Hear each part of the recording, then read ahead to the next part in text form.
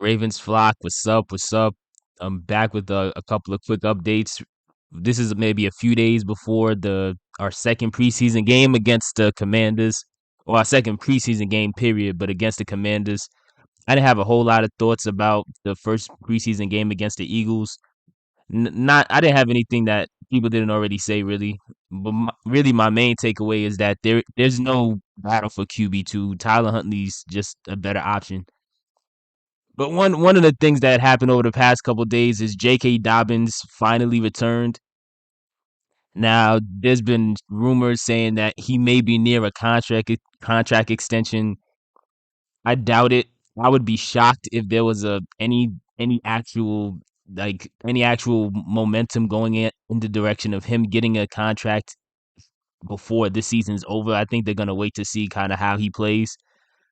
But a lot of people were also joking that he was nervous that he was about to be replaced, which from a talent perspective, I doubt it because he is still just the most talented back we have. But from a production perspective, yeah, maybe he might have been a little nervous, really, because obviously he knows Gus Edwards.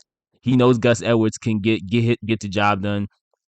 And Justice Hill keeps seeming more and more valuable. And now this undrafted rookie Keaton Mitchell, he's been impressing people all training camp. So maybe that could play a role. I'm not really sure. Still don't fully understand what was the end game here. I mean, obviously, I know he would want a contract extension, but like, if there's reports coming out from some of these media people who either know him or his agent, and they're saying they know that they don't have any leverage. I don't know what was the point of this holdup really, other than to just take a stand with all other running backs. But the next question I had really was, should J.K. be ready to jump into the starter role? And obviously, to me, the answer is no. Like, it really wouldn't make sense. We don't even know if he's in game shape yet. People are saying he looks fast, but I still wouldn't want to run that risk because he's literally just trying to jump back in when everybody else has had like a several week head start.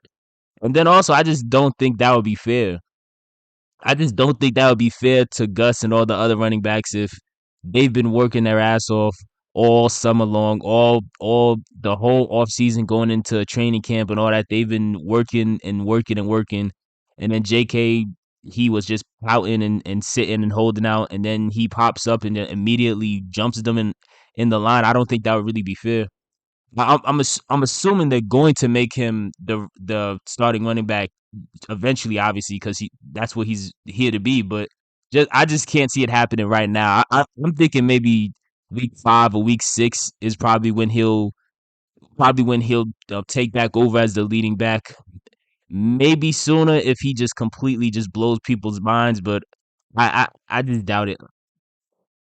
Next thing that came up, which was literally just like yesterday, was it's been announced that Marlon Humphrey, he had like some nagging injury in his foot and has gotten foot surgery. So they're claiming he's gonna be out for a month. I don't believe that. Whenever it comes to injuries, I don't trust anything John Harbaugh says. So even though they're saying a month, in my mind, I'm assuming he's out to November.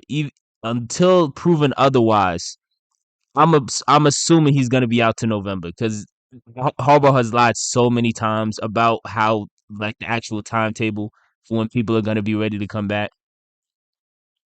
Yeah, that definitely it's definitely a tricky situation because now our cornerback room is just completely compromised. Like Marlowe's hurt, Rock Sin's hurt. I think Pepe may still be hurt. Jalen Armour Davis, like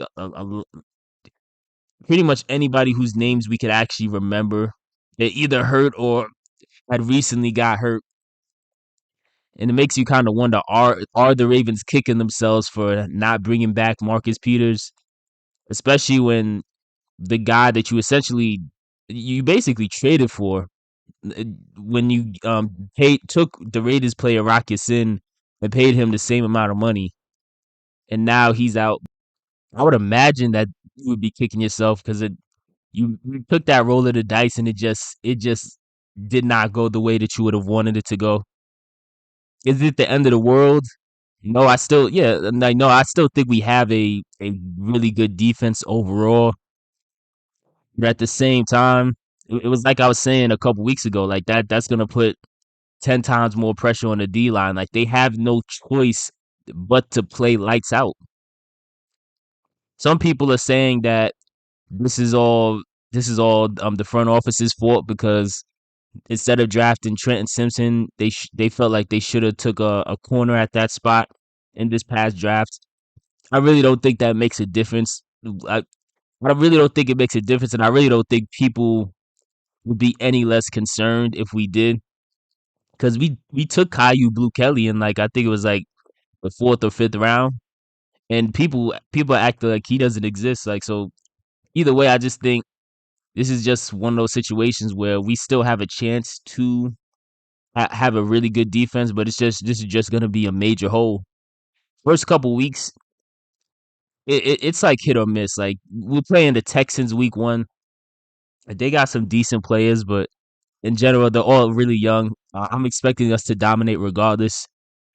Week two against the Bengals, that's going to be a tricky one, assuming Joe Burrow plays. If not, whether they have a good offense or not, if the starting quarterback isn't playing for the Bengals, I'm assuming that we're gonna.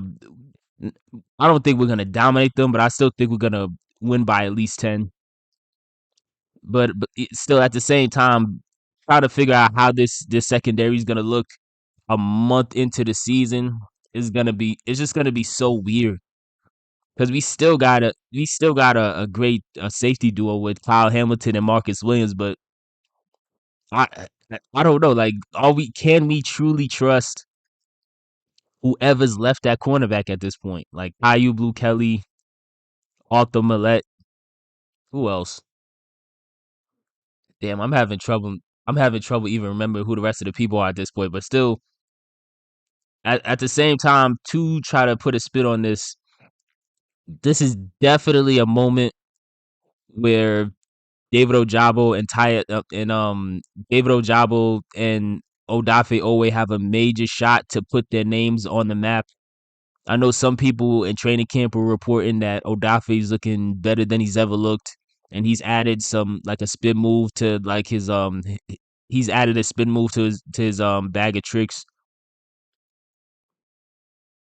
A lot of people seem to now be getting nervous with Ojabo, which I don't really understand because even if you feel like he's not looking impressive to your standards this offseason or this training camp or preseason, when he actually played in the games last year for the little bit of time that he did, he showed potential. So I really I think there's cause for optimism. But either way, let me know what your thoughts are in the comment section below. Do you think J.K. should be able to be starter from week one, or do you think they should wait? And do you think Marlon Humphrey is going to be out for more than a month or less than a month? And do you think that the guys on our front seven will be able to overcompensate for our secondary being compromised?